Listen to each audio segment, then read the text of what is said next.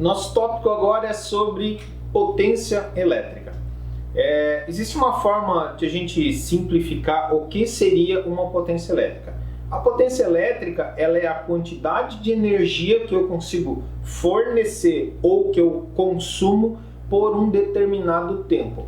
Então, vamos dar um exemplo aqui. Tenho 2 montes de areia e eu preciso carregar esses montes de areia daqui. Os 2 montes de areia são iguais, então eu preciso carregar esses 2 montes de areia daqui até um outro lugar. Então eu tenho 2 trabalhadores e cada um vai carregar um monte. A distância que eles vão ir é a mesma, a pá é a mesma, os caras são iguais, são gêmeos siameses, são iguais. Então o que vai acontecer? Um vai levar todo esse monte de areia para lá em X tempo e o outro vai levar essa areia para lá em outro X tempo. Então um levou, vamos dizer assim, em 2 horas e o outro levou em 3 horas. Então a diferença entre esses dois é a potência. Isso é a quantidade de energia que eles estão consumindo ou o trabalho que eles estão realizando por um determinado tempo. Então essa é uma forma de a gente pensar. Quando a gente pensa na potência elétrica, a gente pode pensar ali com as nossas cargas como uns micro trabalhadores, vamos dizer assim, os trabalhadores microscópicos. Então, para eu fazer um determinado equipamento funcionar, eu preciso de uma quantidade de energia sendo entregue por um determinado tempo. Isso vai fazer ali com que o equipamento funcione. Vamos imaginar aqui, voltando ali àquela minha sempre analogia com água, vamos imaginar aqui que o nosso equipamento ali, ele possui um moinho d'água ali, uma roda d'água, para ele funcionar. Então o que vai acontecer? A água vai começar a vir ali, vai começar a mexer, só que ele precisa que isso daí adquira uma certa velocidade por um certo tempo para que ele comece a funcionar, tipo um liquidificador, vamos dizer assim. Então, quanto mais água entra, isso é, quanto mais potência eu acabo utilizando, mais rápido ele vai girar e mais rápido ele vai executar o trabalho dele. Então, essa é uma analogia bem interessante para a gente fazer da potência elétrica. Resumindo então toda essa historinha aqui de moinho e homens trabalhando e tudo mais, então o que vai acontecer ou do que depende a potência elétrica? A potência elétrica depende de 2 fatores. O primeiro é tempo e o segundo é trabalho, isso é, o tempo que vai ser necessário e a quantidade de trabalho que vai ser realizado. Mas a título de curiosidade, a definição veio do quê? Veio da observação do trabalho de cavalos. Lá, antigamente, a força de trabalho era muito feita por cavalo. Então, como que foi medido isso daí ou qual foi essa observação? Os cavalos, eles eram muito utilizados nas minas de carvão.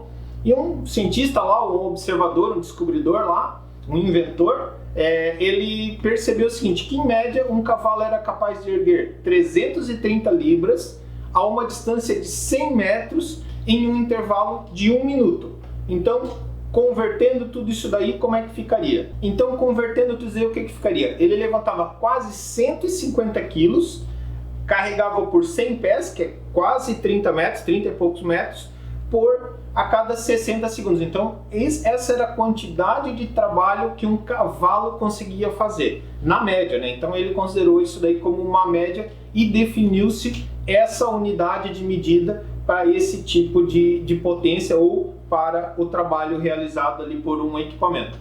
Ele utilizou essa referência porque lá na época ele criou uma máquina que faria o mesmo trabalho do cavalo, por isso que ele considerou essa horsepower, isso é, força ou cavalo força. E para que o Watt usou essa referência de cavalo e tal?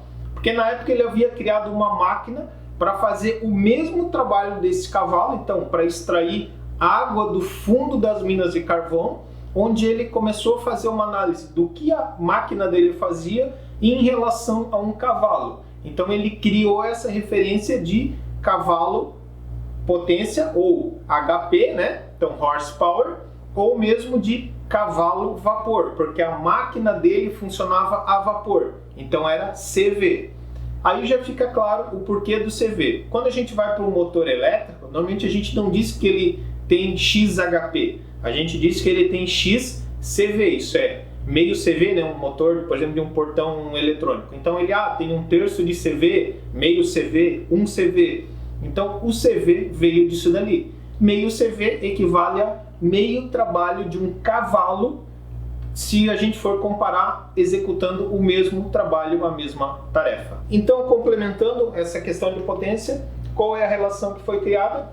Então, o cavalo trabalhando lá, então ele tem um HP, ou equivalente a um CV, né? E isso daqui, um HP, equivale a 746,7 watts. Então, quando você pegar um equipamento que tem uma quantidade X de watt, a gente consegue transformar ela em HP e transformar em CV. Existe um cálculo específico para fazer isso daí.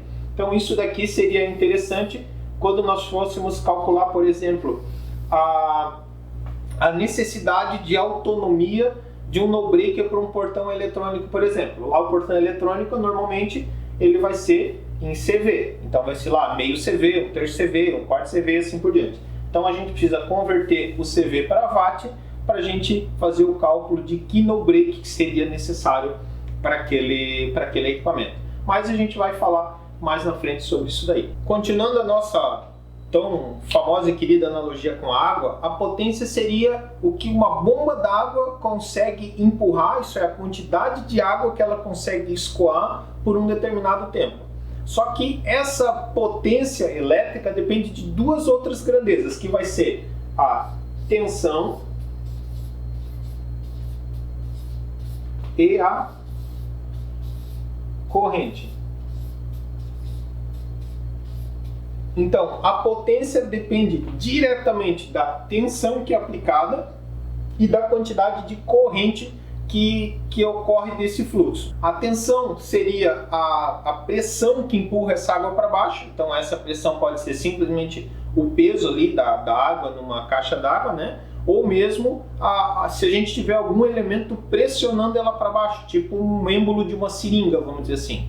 Já a corrente vai ser a quantidade dessa água que vai passar pelo cano, e aí, dependendo se o cano for mais grosso ou mais fino, essa quantidade de água vai escorrer num tempo determinado. Então, a força, então temos aqui vou fazer um desenho aqui, um cano aqui, ok? Então temos uma quantidade de água aqui. Então a tensão vai ser essa força, uma tal de gravidade aqui nesse caso, né, que empurra essa água para baixo. Então o próprio peso da água com a gravidade exerce aqui uma pressão, que essa pressão vai empurrar essa água aqui pelo cano abaixo. Então aí essa pressão aqui a gente chama de tensão.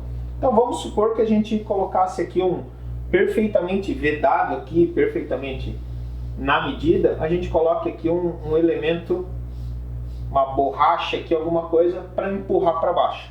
Então a gente está aumentando o nível de tensão, consequentemente vai escoar mais água, então vai aumentar a potência. E existe a outra referência que vai ser o cano, que o cano vai determinar a nossa corrente. Então tenho isso daqui fazendo uma quantidade de força, uma força X, né, que seria a nossa tensão, então essa pressão empurrando, e eu tenho um cano aqui com uma quantidade de água saindo. Agora, vamos dizer que eu vou triplicar o tamanho desse cano. Agora esse cano vai ser desse tamanho aqui. O que vai acontecer? Eu tenho a mesma tensão, a tensão continua a mesma, porém eu tenho uma corrente maior. Consequentemente, eu vou ter uma potência também maior. Então essa é uma relação bem interessante para ficar claro aí na cabeça, a relação de potência entre tensão e corrente.